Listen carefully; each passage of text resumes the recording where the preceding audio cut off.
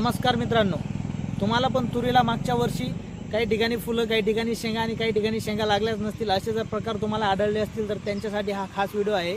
या ठिकाणी तुम्ही बघत आहात ही जी तूर आहे कणांच्या अवस्थेमध्ये आलेली आहे। मागच्या वर्षी जे तुरीला प्रॉब्लेम आले होते काही ठिकाणी, बऱ्याच ठिकाणी, काही ठिकाणी फुलं, काही ठिकाणी शेंगा असा प्रकार खूप ठिकाणी घडला। नांदेड, परभणी, मराठवाडा, त्याच्यानंतर आपल्या पश्चिम महाराष्ट्रामध्ये सुद्धा हा प्रॉब्लेम होता।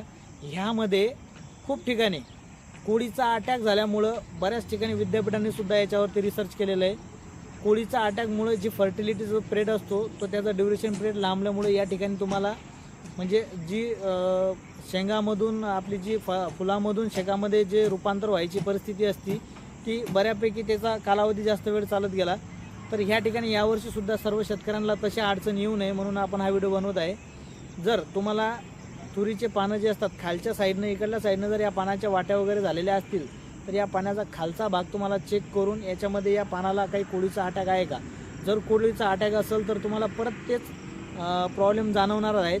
तर त्याच्यामुळं असं होऊ नये याच्यासाठी सर्व शेतकऱ्यांनी काळजी घ्यायची आहे। जर कोळीचा अटॅक असेल तर तुमची जे काही ठिकाणी फुलं आणि काही ठिकाणी शेंगा आहेत सगळ्या ठिकाणी प्लॉटला शेंगा एकसारख्या लागल्या पाहिजे।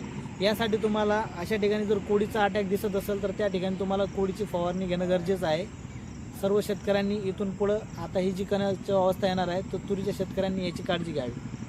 धन्यवाद।